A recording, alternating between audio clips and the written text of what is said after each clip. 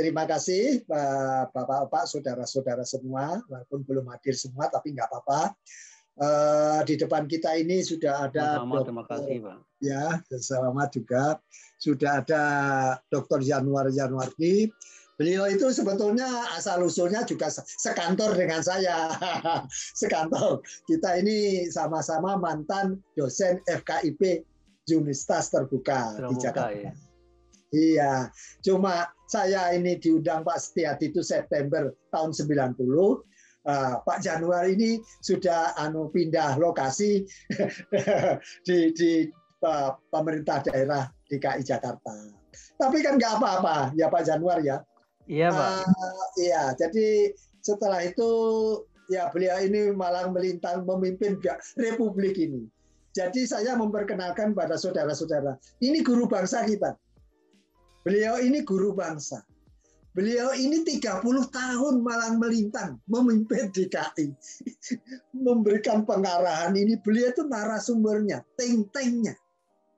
Jadi saat ini kita beruntung sekali kepada beliau bahwa dengan keterbatasan waktu yang hanya beberapa jam dari sekarang ini, bahkan apa beliau saya jadikan narasumber itu Bapak hanya kurang dari 1 jam yang lalu.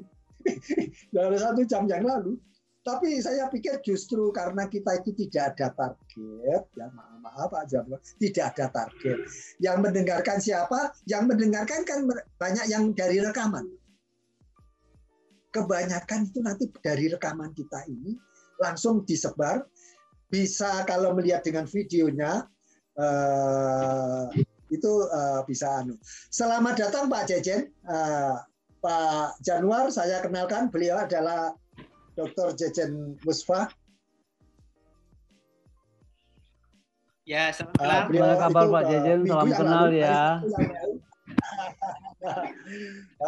Pak Jejen itu memang dosen UIN, tapi juga dia adalah wakil sekjen PGRI. Meskipun begitu dia juga bekerja di Senayan sebagai di Komisi 5. Saya pernah lihat nama Pak Jejen di waktu webinar di mana ya? Pak Jejen lupa mungkin ya. Ini Pak Januar ini beliau itu adalah sudah memimpin DKI itu sudah di 30 tahun. Jadi 2 kali gubernur sebelum Banyos sampai Ahok. Ya. Jadi ini kita kesempatan yang luar biasa. Jadi Pak Jejen ini tidak nyambung dengan yang topik kita bagian 1 ya. Tapi bagian 2-nya nanti minggu Sabtu depan. Tapi sekarang ini beliau ini karena orang pendidikan. Jadi Pak Januardi ini beliau ini dulu sama-sama dengan saya di FKIP UT. Itu Pondok Cabe, depannya Pak Jejen itu loh. Ya, tapi beliau ini saya itu September diundang Pak Setiati, September 90. Beliau itu pindah kamar dari kamarnya di FKIP UT pindah kamar ke DKI gitu loh. Tapi sama pendidik, beliau itu pendidik, beliaulah yang menatar mulai P4 dan lain-lain. Beliau itu adalah think-tanknya DKI Jakarta. Nah, karena itu pertemuan kita ini, think-tank ini bisa memberikan inspirasi baru. Gimana sih Republik kita ini masa depannya gimana? Iya, Pak Januar, silakan Pak Januar melanjutkan. Pak Januar? Iya, terima kasih Pak Rawan. Salam kenal sama Pak Jejen. Saya punya bapak dulu Pak, tapi udah almarhum di PGRI. Iya. Siapa ya? Punya bapak angkat di situ. Pak Rusli Yunus, kenal kali ya? Pak Rusli, ya. Rusli Yunus di PGRI pusat juga. Oh, iya. Dia udah almarhum sekarang. Ya, Pak, kalau Pak Jejen kan itu biasa urutannya. Sesama PGRI itu jadi PGRI tahun berapa dengan berapa, tahun berapa. Nah, Pak Jejen adalah orang muda yang melanjutkan ya. Ya, kita harapkan ini inspirasi anak-anak muda milenial inilah yang Pak Irwansyah. Kalau nggak salah di acaranya UNJ Pak Jejen kemarin ikut ya? Narasumber kalau nggak salah ya. Betul, ya. Saya lihat, makanya namanya ini saya ingat ini. Iya. Iya, iya. Ini sebelah sana Pak Irwansyah sudah hadir juga. Terima kasih Pak Irwansyah. Pak Irwansyah, gimana kabar? Saya mohon izin Pak Rahman, saya mengucapkan terima kasih ada diundang di kelompok ini. Mudah-mudahan kita bisa saling bersinergi sesuai dengan apa yang diharapkan kita bersama. Saling Iya. memberi input. Kalau orang Padang bilang alam takabang jadikan guru, Pak. Jadi alam semesta ini tempat kita belajar dari siapapun, termasuk dari semut pun kita bisa belajar. Iya, iya, iya.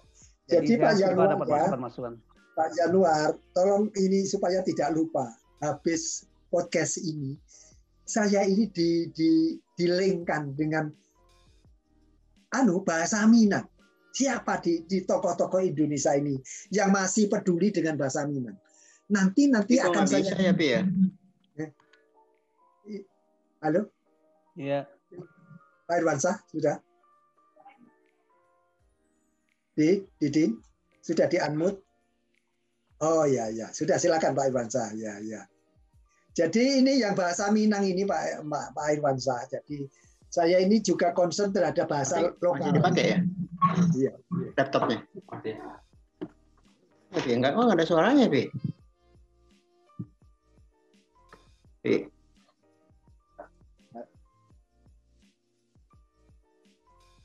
Didin? Mana ada suaranya? Oke, apa ini suaranya? Iya, iya. Nih. Iya, itu bisa masuk itu ya. Jadi memang tadi udah coba ke situ juga, Pi. Ke mute-nya ke di situ. Tuh, mute-nya. Ah, udah. Suaranya sudah bagus Pak Irwansyah, jadi bagus sekali. Jaraknya juga sudah. Aduh.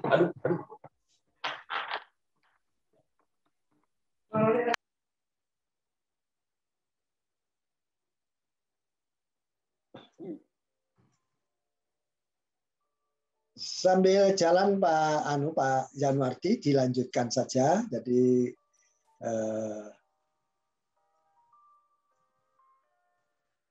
ada gangguan?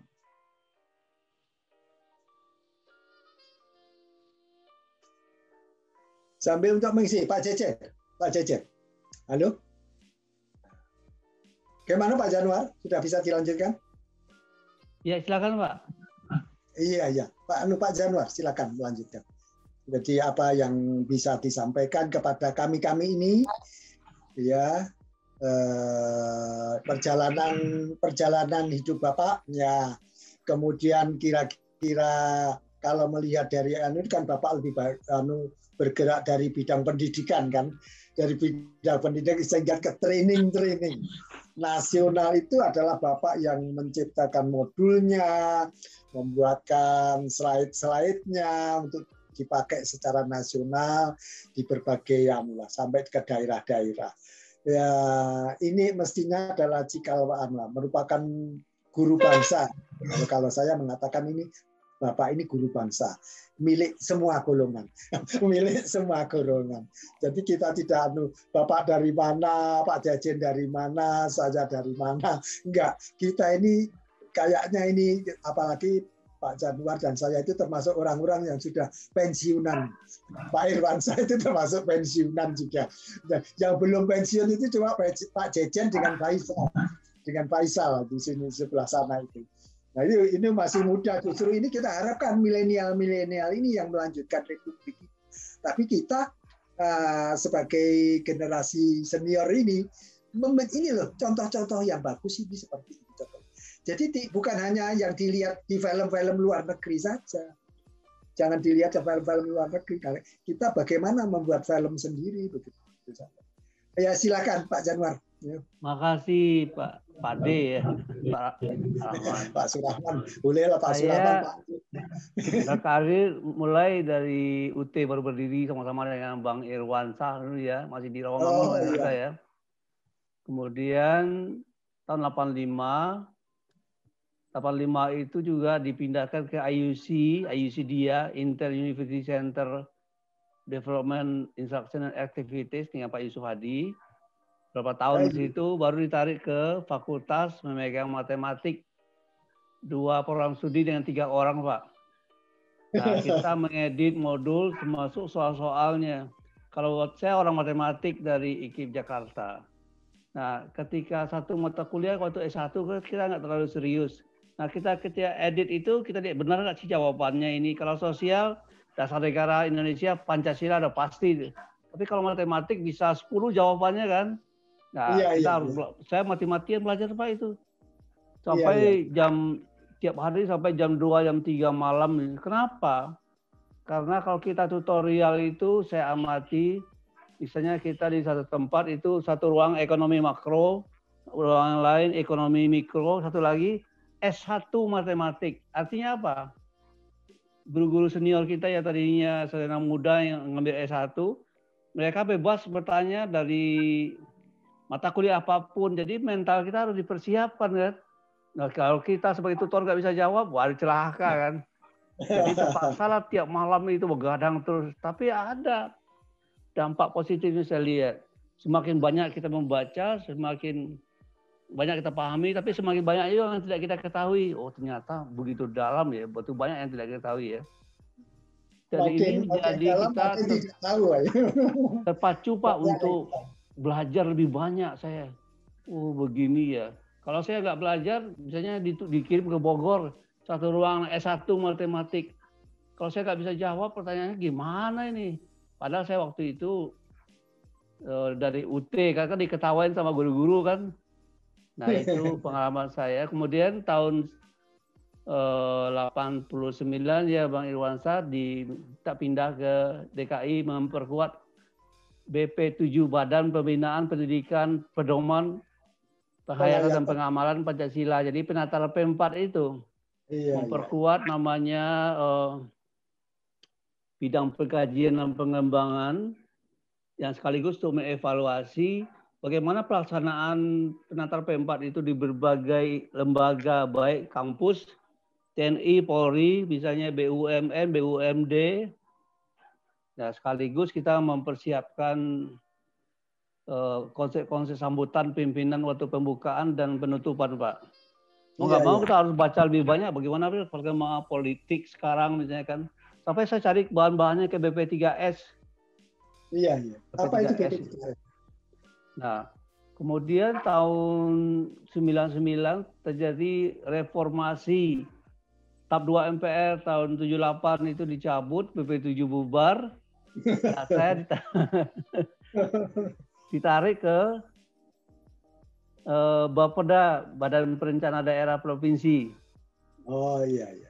Nah, itu ada beberapa tahun saya di situ mengkoordinasikan pendidikan, kebudayaan, kemudian pemerintahan. Ya, ibaratnya kita kalau di TNI itu Pak, kita di Kopassus lah di drill terus supaya memahami perencanaan yang baik itu kita harus tahu isi dari lembaga-lembaga itu ya. Itu sekitar 6,5 tahun saya di sana. Kemudian dilatih lagi di namanya Biro Adkesmas, Administrasi Kesejahteraan Masyarakat, mengkoordinasikan pendidikan, pemuda dan olahraga, termasuk pramuka di situ. Nah, di situ kita banyak belajar dari kawan-kawan juga dan melihat bagaimana harusnya kita bersikap. Karena di DKI itu pendidikan itu ada beberapa Pak, ada Dikdas pendidikan dasar SMP ke bawah, ada Dikmenti SLTA ke atas, SLTA itu SMA, SMK sama MA. Nah, kemudian ada Kanwil.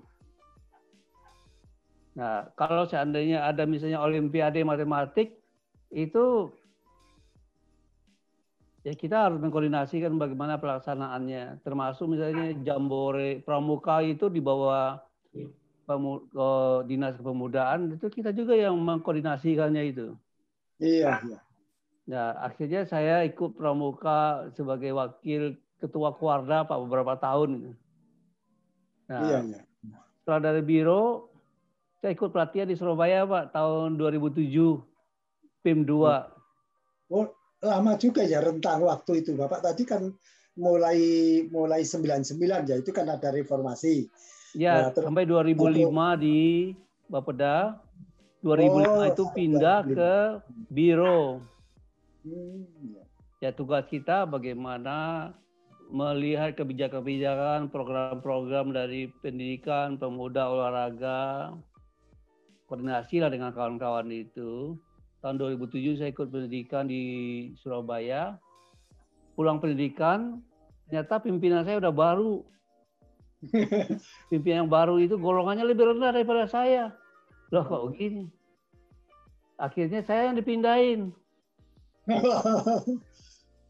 Nah, karena dia keakrabannya dengan Pak Sekda waktu almarhum baru beberapa bulan yang lalu meninggal itu. Iya, iya. Saya dipindahkan jadi Kasudin di Jakarta Barat, sosial. Ya, bagaimana kita menciptakan kembali harga diri dari PMKS. PMKS itu semacam orang-orang miskin, peminta-minta gitu, Pak. Iya, iya, iya. Menyandang masalah kesejahteraan sosial, termasuk WTS-WTS. Iya, iya. Nah itu kita razia, kita masukkan ke panti-panti orang gila segala macam. Itu kurang lebih 6 tahun. Kemudian saya pernah juga jadi kepala panti yang isinya ada misalnya di daerah Ceger itu ada 100 orang laki-laki semua dari sekolah SMP sampai SLTA. Saya waktu itu lihat kok gini ya. Mereka itu banyak yang nggak kenal orang tuanya, Pak. Nggak tahu dari kecil siapa orang tua, saya nggak tahu dia. Kasihan ya. Kasihan sekali ya. Ketika ditanya waktu itu gimana masalah di situ, ya kawan-kawan di situ termasuk keras ya. Anak-anak itu suka lari keluar internet, habis itu nggak pulang, dimarah-marah, digampar. Padahal waktu itu kan tugas-tugas dari sekolah banyak kan. Di sini ada internet, nggak ada. Akhirnya komputer yang ada di ruang saya dengan ruang lain ada 3, Pak. Iya, iya. Dijadikan internet. Yang ada itu internet untuk perencanaan aja, kayak pada sama absensi. Saya pikir ini mereka kan termasuk anak bangsa yang perlu mempunyai hak yang sama, yang dipelihara oleh negara menurut pasal 34 ya. Nah, undang-undangnya sudah ada. 3 hari yang pertama saya menemui Polres, menemui Polsek, kemudian Dandimnya.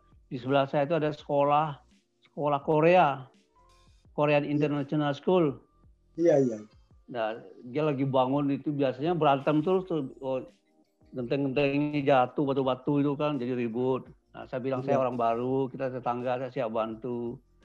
Nah, seminggu kemudian mereka datang, pengurus yayasan sama kepala sekolahnya, tanya apa yang bisa kita bantu. Saya bilang, ya, saya butuh komputer Pak, untuk supaya kawan-kawan anak-anak saya bisa menggunakan internet. Dibantu Pak, ada 10 komputer langsung kasih. Nah, ini kan pendekatan kemanusiaan kan? Iya. Balik lagi pendekatan kemanusiaan, bukan pendekatan autokratik. Bukan pendekatan ancaman, bukan intimidasi, atau apa, tapi pendekatan dari manusia. Kemanusiaan dia.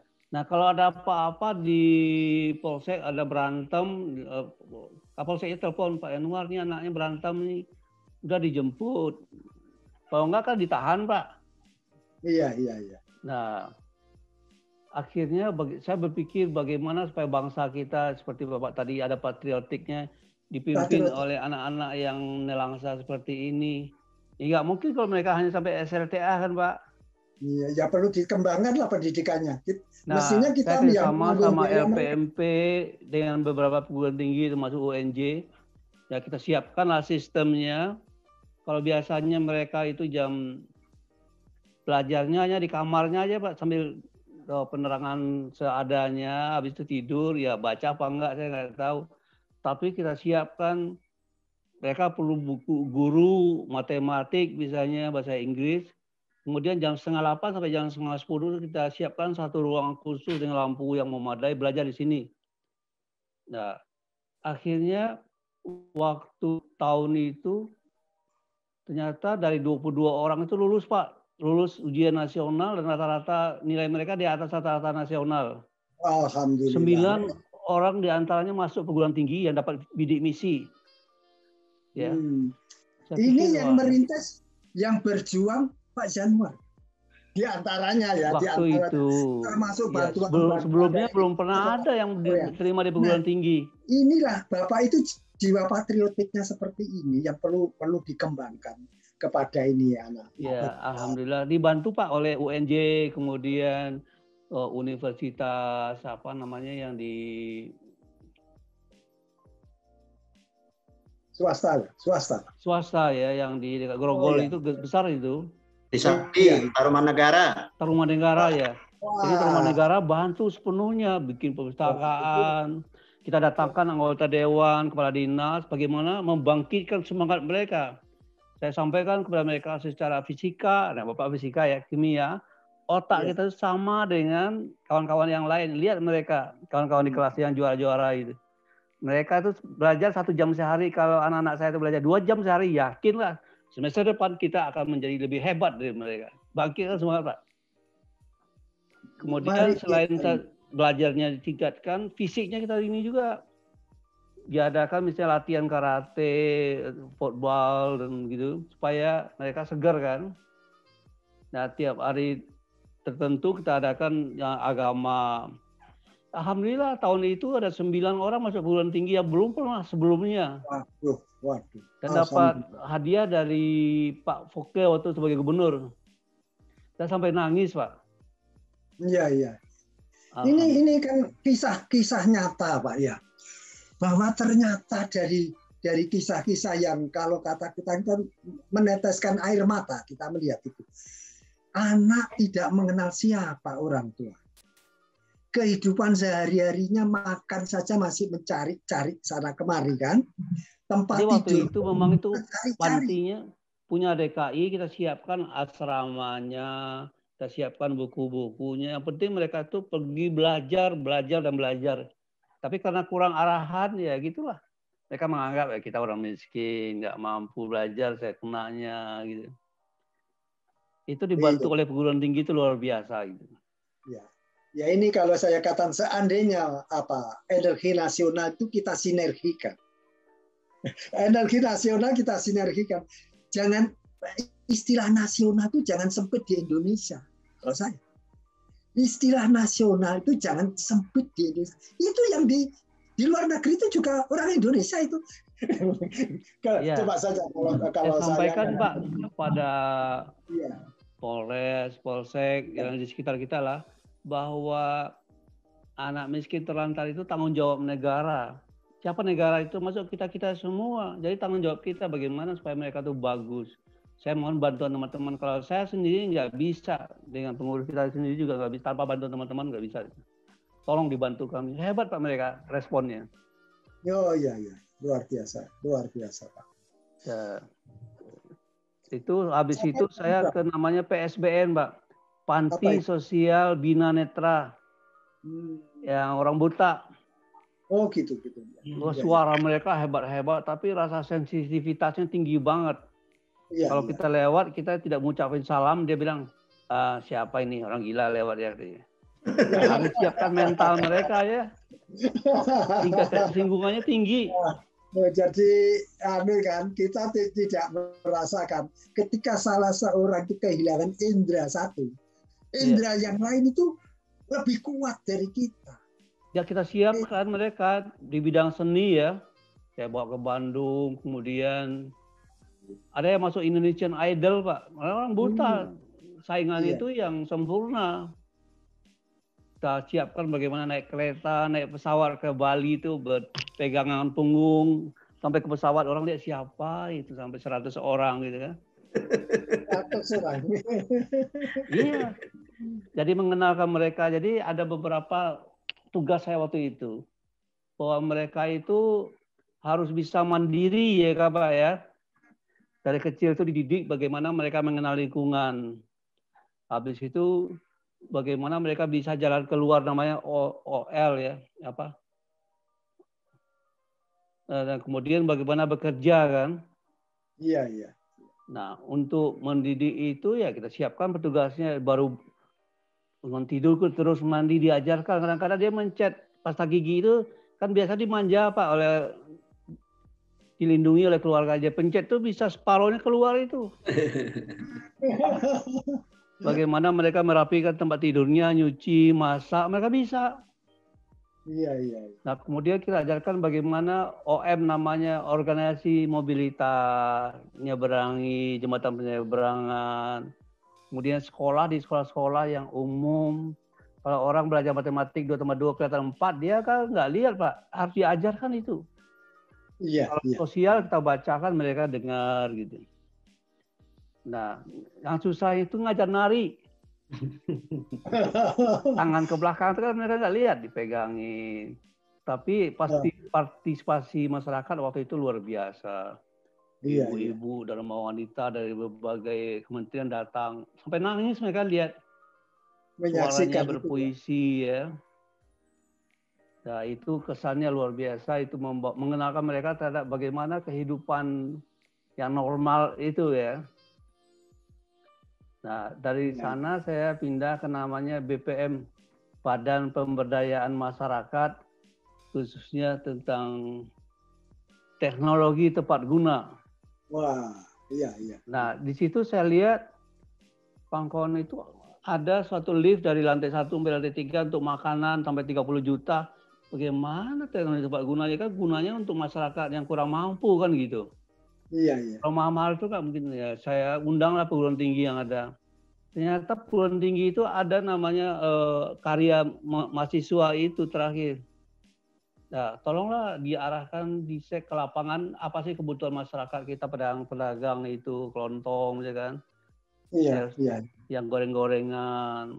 Iya, iya. Coba buat teknologi yang ringan bisa diterapkan tapi harga murah gitu. Oh, aplikasinya itu yang murah. Aplikasinya. Jadi diarahkan mahasiswa yang bukan apa yang dimauin mahasiswa, tapi apa kebutuhan masyarakat kan gitu.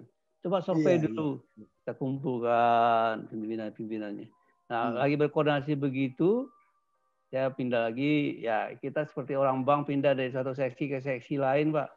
BKD. Itu karena reputasi yang berhasil. Karena Bapak itu berhasil dari satu lokasi, begitu berhasil diorbitkan lagi ke lokasi yang lain. Jadi ini luar biasa. Ayo silakan Pak.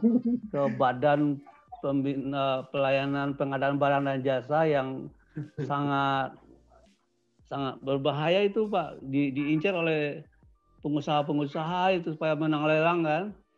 Iya, iya. Nah kalau kita rapat dengan DPRD itu dipuji-puji oleh orang dewan nanti. Bang, ini perusahaan kita untuk, saya bilang boleh, siapa lagi yang saya harus bantu kalau bukan abang-abang saya di dewan ini. Tapi mari kita sama-sama ikut aturan. Kalau abang-abang memenuhi aturan, kita bersaing aja, saya bilang, saya bantu. Gitu. Jadi kebanyakan saya lihat kawan-kawan itu kan berjuang waktu kampanye itu pengeluarannya banyak. Pemasukannya banyak juga, tetapi kebutuhan keluarnya banyak juga daripada anggota-anggota ada acara ini itu ke partainya. Jadi dia bilang sampai gajinya itu kadang-kadang nggak sempat bawa pulang. Karena dari proyek-proyek itu ya diminta ke dinas, kadang-kadang di antara mereka saling berantem juga. Kasihan saya bilang gitu. Iya, iya. Jadi kita yang dari luar tidak tahu ya suasana di dalam gitu ya. Suasana di dalamnya iya betul-betul. Kita lihat wah hebat mereka, ternyata penderitaannya tinggi gitu. Iya, karena kan banyak tekanan. Banyak tekanan kiri, kanan, atas, bawah. Iya. Nah, terakhir saya cerita tadi di Diklat ya. Bagaimana kita membina guru-guru, kepala sekolah supaya maju. Nah, seperti Pak Rahman bilang tadi, bagaimana supaya negara kita maju? Negara maju itu akan bisa kalau kita berpikir ke satu arah. Kalau orang manajemen bilang ada visi misinya ya. Iya, iya. Kemana misinya? Saya lihat guru-guru kita itu kebanyakan melakukan tugas mengajar aja.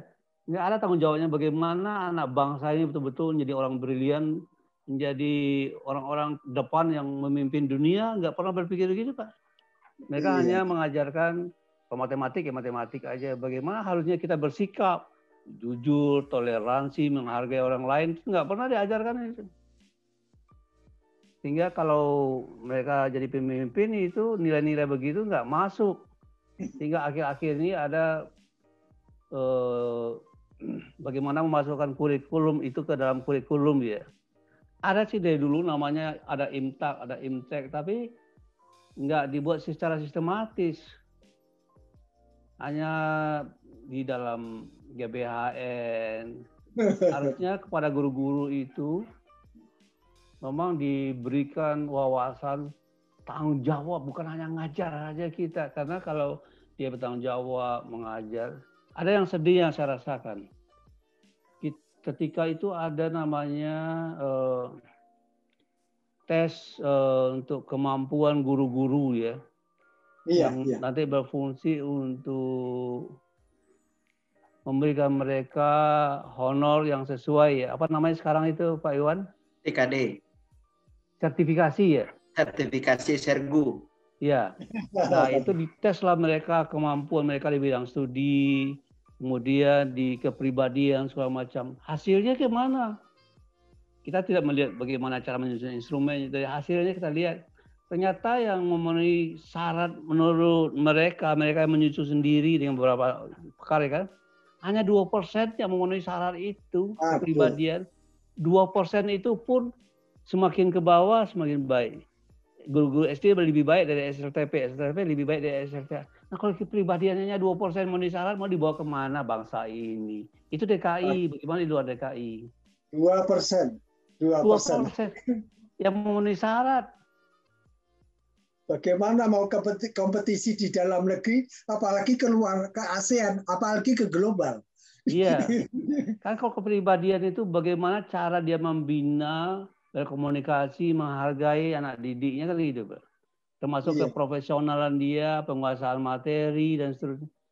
Kalau hanya 2%, aduh, saya kecewa sekali. Tapi ya, faktanya begitu, nilai mereka dinilai oleh para psikolog dan itu cikal bakal sertifikasi. Nah, terakhir waktu itu saya dengan Bang Yos. Bang Yos itu bagus Pak, dia punya orang tuanya guru. Dia sangat menghormati guru. Bang Yos ya, Bang Yos ya. Oleh karena itu guru itu harus diberikan peningkatan kesejahteraan, tingkatkan kesejahteraannya. Iya. Jadi orang hebat ini.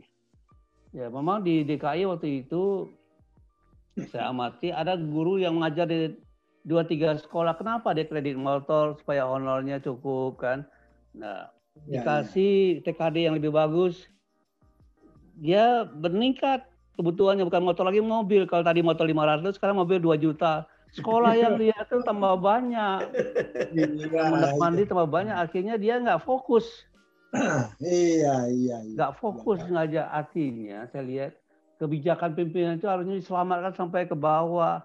Kenapa? Karena di bank itu gampang banget merayu tuh sertifikat mereka, ijazah, diizinkan oleh kepala sekolah ngutang begitu. Akhirnya lama-lama kan dia tidak mikirin anak didiknya, mikirin bayar utang kan.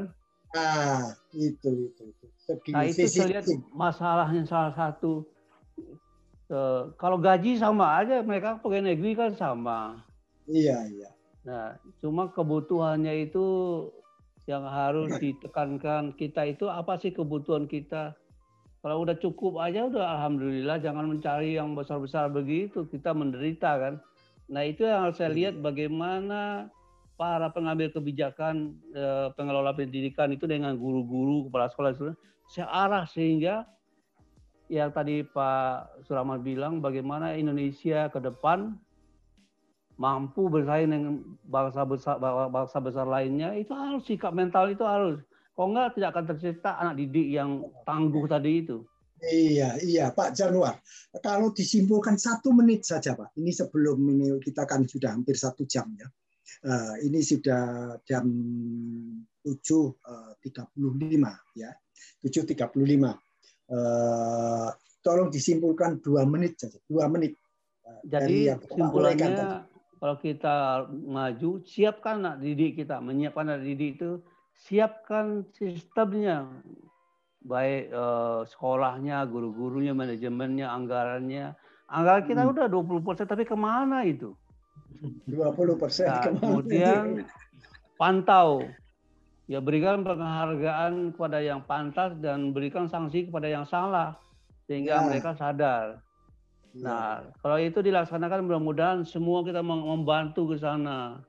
Insya Iya. Allah bangsa kita bisa maju ke depan, Pak. Gitu teman-teman. Terima kasih Pak Januar, luar biasa ini. Ini saya malam hari ini Indonesia ya. Kalau di Amerika ini pagi, Pak. Iya pagi ya. Malam hari ini kita mendapatkan masukan dari guru bangsa. Kalau saya kalian guru bangsa. Karena Bapak Yanuardi ini, beliau ini malang melintang 30 tahun memimpin berbagai lokasi strategis di DKI.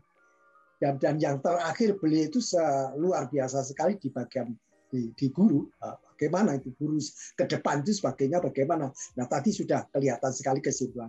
Terima kasih Pak Januar. Saya akan memberi kesempatan di sebelah sana itu Pak Irwansyah itu. Aduh Pak Irwansyah, bagaimana kalau 5 menit saja Pak Irwansyah? Ya. Silakan Pak Irwansyah. Terima kasih Pak Rahman, Pak Jejen, apa kabar? Ketemu lagi Pak Jejen. Ya kalau saya ngelihat dari yang dipaparkan oleh Bang Yan ini luar biasa buat saya. Bagaimana istilah saya menjahit ya, istilah saya menjahit beberapa model yang diselenggarakan oleh katakanlah diklat guru atau LPMP ya, dijahit jadi baju yang model tertentu sehingga itu bisa menjadi pola untuk bagaimana diklat yang sesungguhnya, apalagi dengan terapan teknologi informatika komunikasi ini, TIK ini, ICT ini. Nah, itu diintegrasikan dan itu tidak mudah. Artinya apa? Teknologi harus diintegrasikan dalam pendidikan diklat tadi, diklat guru juga. Gitu. Nah, terlepas masalah kesejahteraan, ya kesejahteraan relatif. Dan relatif itu rentangnya tinggi banget itu buat ukuran saya. Rentangnya tinggi banget. Artinya apa? Di sini perlu ada semacam kebijakan, baik taktik, teknis, operasional yang harus dibuat tim-timnya untuk penegakan, katakanlah law enforcement-nya gitu ya. Siapa yang salah punishment. Kalau yang bagus kasih reward. Nah ini yang belum menjadi menurut saya habit, karakter atau budaya culture kita untuk pembentukan guru yang profesional, guru yang diharapkan dan harusnya keluar dari diklat. Kalau buat saya kasih insentif yang tinggi, karena ada tanggung jawab yang besar. Yang tadi Bang Yanuardi tadi mengatakan harus ada tanggung jawab di samping profesinya yang sangat luar biasa tagihannya gitu loh.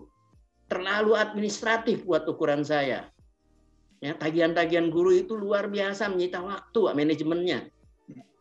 Nah, ini yang mesti buat saya dicarikan cara teknologi pembelajarannya yang harus bisa efektif, efisien, dan guru juga sebagai fasilitator bisa mencapai anak-anak yang bisa berkreasi, berinovasi, sehingga dia unggul bisa di bidang akademik atau non-akademik atau olahraga keseniannya. Itu yang mesti ditonjolkan di Republik ini buat saya. Terima kasih Pak Rahman. Terima kasih Pak Irwansyah, ini luar biasa masukan untuk Pak Jan ya. Untuk selanjutnya saya minta Pak Jejen. Ya sama tadi sekitar 5 menit. Silakan Pak Jejen. Ya, silakan. Ya. Makasih Pak Rahman. Ya, terima kasih Pak Jejen. Ya. Pak Yanuar dan Pak Irwansyah, saya menyimak. Jadi saya ingin menyatakan begini. Saya melihat Kemendikbud itu dengan LPMP, P4TK-nya dan lain-lainnya itu GTK-nya Dirjen dirjen atau direktorat GTK-nya itu, saya bisa menyatakan 50% ya atau lebih energinya itu dicurahkan untuk program peningkatan kompetensi guru dalam jabatan. Saat ini apa yang disebut dengan guru penggerak, sekolah penggerak, organisasi penggerak, dan sebelum-sebelumnya banyak sekali program-program yang intinya adalah pada peningkatan kompetensi guru. Saya melihat hal itu sesuatu yang bagus, tetapi kalau tidak diimbangi dengan pertama, perubahan atau kontrol standar rekrutmen guru, maka itu akan sia-sia. Karena yang dipikirkan, yang ditangani hanya guru-guru dalam jabatan, yang sebagian besarnya standar rekrutmennya itu uncontrolled, unstandarized, ya, tidak standar. Kalau ASN, PNS atau P3K sekarang, mungkin bisa kita bayangkan standar rekrutmennya. Tetapi bagaimana kita membayangkan guru-guru honorer, baik di sekolah negeri maupun di swasta, yang rekrutmennya bahkan tidak memenuhi regulasi. Banyak guru-guru dalam jabatan yang belum S1. Jumlahnya sangat banyak. Ya, mereka tidak S1, puluhan tahun mengajar, tapi kenapa mereka tidak terdorong untuk S1? Baik di UT maupun di universitas-universitas, kampus-kampus yang ada di daerahnya. Ini problem menurut saya, kalau ada seorang guru tidak tergerak, termotivasi untuk S1, bahkan untuk S1. Saya tidak percaya kalau problemnya problem nggak punya uang. Tapi tadi, karakter itu tadi, tidak ada, dia sesungguhnya mungkin jiwanya bukan di pendidik, bukan di guru gitu, hanya sekedar mengajar saja. Yang kedua, peningkatan kompetensi itu menjadi problematik kalau fasilitas belajar tidak ditingkatkan secara bersamaan. Banyak kondisi-kondisi sekolah negeri, swasta yang jauh di bawah standar. Tidak ada perpustakaan, tidak ada UKS, tidak ada tempat bermain, dan lain sebagainya. Yang problematik dalam konteks fasilitas ini adalah kenapa di sekolah SD tidak ada kebijakan mengangkat staf PNS. Ini juga problem. Sehingga yang jadi staf itu adalah guru-guru. Ya, guru mengajar pada saat yang sama mereka juga dibebani administratif tadi, seperti yang dikatakan oleh Pak Irwansyah tadi. Betul. Guru-guru kita sangat administratif. Bukan hanya guru sesungguhnya, dosen juga sama, administratif pendekatannya. Jadi menurut saya, pemerintah harus berpikir ulang proporsi apakah melatih guru terus-menerus atau fokus dulu pada standarisasi bangunan fasilitas sekolah yang ada di Indonesia ini. Yang terakhir, yang ketiga menurut saya, peningkatan kompetensi guru tidak akan berhasil kalau pada saat yang bersamaan pemerintah tidak melakukan pemerataan guru di sekolah-sekolah, di daerah-daerah. Kita sebut 3T ya, di 3T. Kekurangan guru di banyak sekolah negeri sangat banyak terjadi. Ya, satu sekolah negeri, guru negerinya hanya ada 1 atau 2, sangat kekurangan.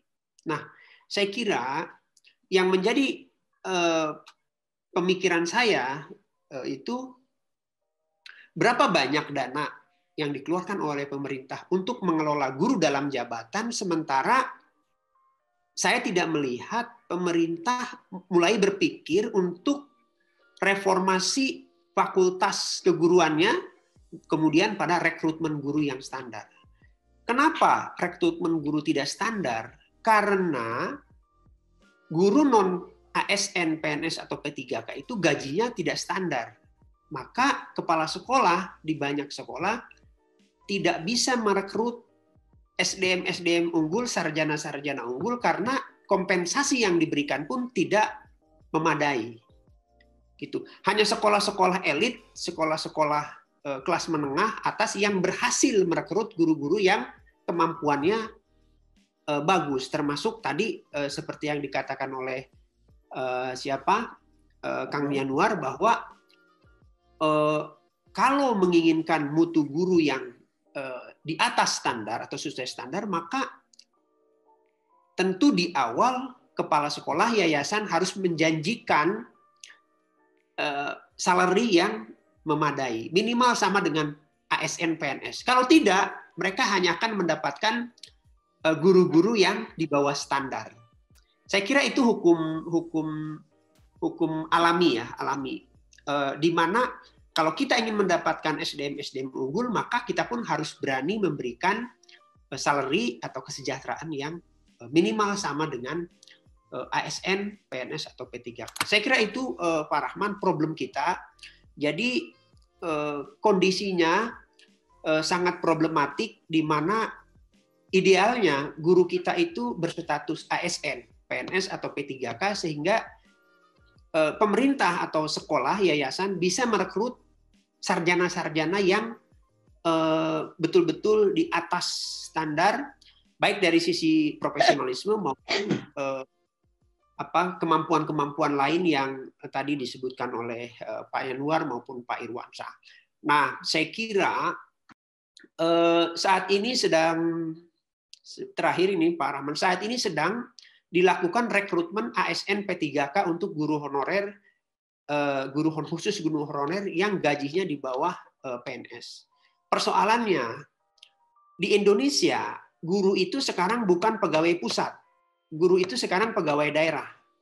Nah, ada 10 provinsi daerah yang tidak mengajukan kuota rekrutmen guru ASN P3K, padahal di daerahnya kekurangan guru.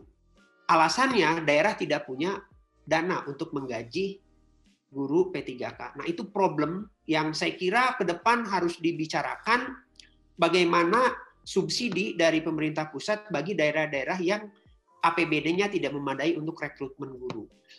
Ke depan, guru tidak harus dipandang sebagai tanggung jawab daerah, tapi juga menjadi tanggung jawab pusat dan daerah, atau kembalikan seperti dosen bahwa guru adalah pegawai pusat, bukan pegawai daerah. Hal itu akan juga menjawab persoalan politisasi guru, di mana banyak guru dan komunitas-komunitas guru menjadi tim sukses dari kepala daerah yang akan mencalonkan diri. Terima kasih. Assalamualaikum. Waalaikumsalam. Terima kasih Pak Bajen, luar biasa. Faisal, saya minta masukanmu 2 menit saja, Faisal, 2 menit. Ya, terima kasih. Faisal, silakan. Ya Pak, terima kasih. Mohon maaf, baru bisa join lagi. Kalau saya melihat, memang problematika guru di Indonesia ini memang lumayan kompleks ya. Apalagi saya lihatnya dari sisi yang pernah mengalami sendiri. Nah, sebagai murid nih, saya belum pernah ada experience sebagai pengajar. Kalau saya lihat memang masalah kesejahteraan pegawai, terutama guru, terutama yang honorer, itu harus bisa diselesaikan pemerintah supaya kualitas pendidikan di Indonesia ini paling tidak bisa lebih baik lah di masa yang akan datang. Karena standar paling tidak minimum kebutuhan hidup orang itu harus bisa dicukupi, baik itu sandang, papan, pangannya lah, supaya bisa untuk fokus dalam mengajar ke murid-murid. Demikian, Pak. Terima kasih Faisal. Pak Yanuar, kalau saya meminta 2 menit Pak Yanuar menyimpulkan dari masukan-masukan ini, 3 ini, 2 menit saja. Silakan Pak Janwar.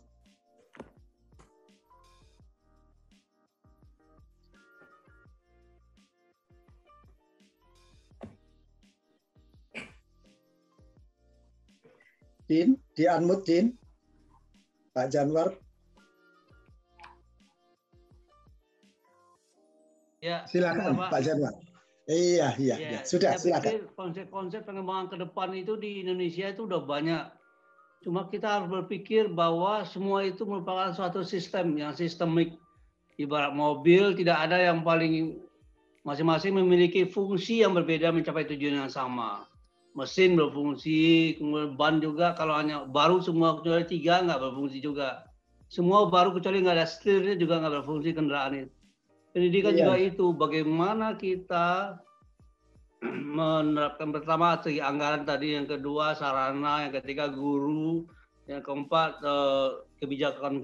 Semua aspek yang mempengaruhi kualitas itu harus diperhatikan, jangan separuh-separuh. Mobil tadi semua lengkap kecuali bahan bakarnya nggak ada, nggak jalan juga. Mau dibantu komputer banyak, tahu nggak ada listriknya. Buat apa?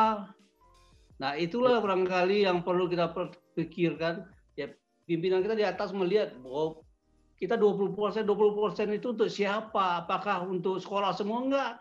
Semua kementerian itu punya sekolah, bantu di sana ini itu, sehingga banyak yang bocor juga Pak.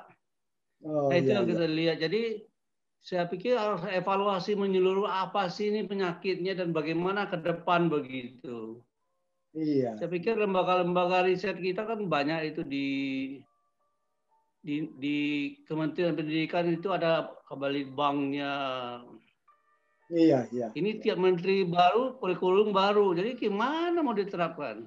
Kemudian tiap presiden baru kebijakannya sendiri-sendiri, tidak mencapai apa misalnya 25 tahun ke depan itu apa misalnya enggak. Nah itu yang saya lihat. Jadi kita berpikirlah sistemik bahwa kita bersama-sama mencapai tujuan yang sama. Pertanyaan kita, apakah kalau guru dikasih gaji yang banyak dia akan bisa bagus? Tanpa mental yang baik juga nggak bisa. Kata Pak Irwansyah tadi, tanpa reward and punishment, tegasan itu juga nggak bisa. Jadi ya semua, termasuk orang tua membiarkan sekolahnya, tanggung jawabnya sekolah yang membina. Sekarang kan begitu, apalagi di Jakarta gratis. Yang penting sekolah tanggung jawab. Kalau anaknya dicubit, melapor polisi. Kan dulu kita enggak. Kita campur rotan juga, diam aja kan. Terus sekarang sedikit-sedikit lapor gitu. Harusnya orang tua juga tanggung jawab. Kita udah buat di perdanya Pak itu, bahwa setiap hari itu paling tidak 1,5 jam itu ada jam belajarnya. Nah, sekarang udah diterapkan sejak habis maghrib. Itu kita buat dulu sistem pendidikan di perda itu. Ya kalau mereka nggak belajar, itu bagaimana mau pintar kan? Kayak dapat cover aja, begitu melihat langsung pintar kayak Pak Surahman, paham. Kita nggak semua begitu kan? Nah, anak-anak itu harus dukungan orang tua juga, tanggung jawab orang tua saya lihat. Semua itu mengarah mencapai ke peningkatan mutu. Apa aja sih yang mempengaruhi itu ya? Ya, saya pikir itu intinya. Kalau kita outputnya bermutu, kita berikan penghargaan, lama-lama kita bisa terpacu juga mengalahkan negara-negara tetangga kita. Terima kasih Pak. Terima kasih Pak Janwar, terima kasih Bapak-Bapak semua, datang masuk Pak Isyal juga. Ini adalah rasa syukur yang luar biasa pada Allah Subhanahu Wa Taala, kok bisa kita dipertemukan dalam suasana yang sebetulnya sudah sama-sama sangat sibuk. Sangat sibuk. Ya, semoga saja ini memberikan inspirasi bagi semuanya. Memberikan inspirasi bagi semua. Mari kita semuanya mengambil peran. Jadi kalau kita melihat memulai dari keluarga tadi, dari Pak Jan tadi. Jadi keluarga itu ya jangan dikit-dikit protes dong dengan gurunya, dengan sekolahnya. Ya itu kan mesti ada background-nya gitu. Kemudian dari segi makro lagi tadi bagaimana sistem LPTK-nya. Dan masih banyak lagi tadi sudah disampaikan, dan itu merupakan sinergi bangsa yang luar biasa. Jadi untuk pertemuan sekarang ini saya ucapkan terima kasih, semoga semuanya bermanfaat, dan satu lagi semoga pertemuan kita ini oleh Allah Subhanahu Wa Taala, Tuhan Yang Maha Kuasa, diberikan sebagai amal jariah. Ya, karena ini akan didengarkan bukan yang sekarang ini saja. Ini rekaman ini selain bentuk video, selain bentuk YouTube ini, YouTube itu video, nanti ada yang hanya audio. Itu kalau dari segi pulsa lebih menghemat. Itu ada di Anchor, ada di Spotify. Itu sudah tinggal ngeklik aja Estimati Podcast langsung keluar semua. Semua dari awal, Pak. Jadi YouTube juga begitu. Nanti semua dari awal sudah Bapak bisa mengikuti apa-apa yang pernah kami podcastkan. Makanya ke depan ini saya mengharapkan bahwa mengapa bahasa Minang perlu dibangkitkan, mengapa bahasa Sunda perlu dibangkitkan, mengapa bahasa Jawa juga perlu dibangkitkan, mengapa bahasa di Bugis perlu dibangkitkan lagi, bahasa Dayak, bahasa di Papua, bahasa di Timur Timur saja ya, Timur ya, sebetulnya Timur itu ya saudara kita, cuma beda penjajah saja. Kan satu kepala, itu asalnya satu sama, rambutnya sama, kulitnya sama, kebetulan yang sebelah timur dijajah Portugis, kita dijajah Belanda. Jadi kalau kita berpikir lebih luas lagi, mereka itu saudara kita. Nah, intinya apa? Sekarang ini kita sudah tidak ada batas geografi. Jadi kalau disinergikan, tadi itu disinergikan ini pemikiran-pemikiran yang sebetulnya Pak inspiratif, memberikan inspirasi baru. Oh iya ya, saya ini kok kurang mengawasi anak saya di rumah. Itu saya menggunakan anak saya menggunakan HP sekian lama saya biarin juga. Loh kapan bacanya buku? Kapan mengerjakan PR-nya? Kok kita itu dikit-dikit protes ke sekolah, sementara kita sendiri main HP melulu, medsos melulu, anaknya dibiarkan main game melulu. Nah, inilah suatu kesempatan yang luar biasa. Terima kasih Pak Januar, Pak Irwansyah, Pak Jejen, juga Faisal juga, dan juga saudara-saudara semua yang sekarang belum hadir ya, tapi mendengarkan apa yang ditayangkan hari ini. Saya mengucapkan mari kita mengambil peran masing-masing untuk Republik kita ini. Jadi Republik kita ini tidak akan menjadi the next superpower. Ingat, sebetulnya ini sudah kelihatan. Saya melihatnya ini Republik kita ini adalah bisa menjadi the next superpower. Bukan dalam nuklir, tapi dalam yang lain. Kita bisa terjadi itu, insya Allah. Semoga kita tutup pertemuan ini dengan ucapan Alhamdulillahirabbil alamin. Assalamualaikum warahmatullahi wabarakatuh. Selamat malam.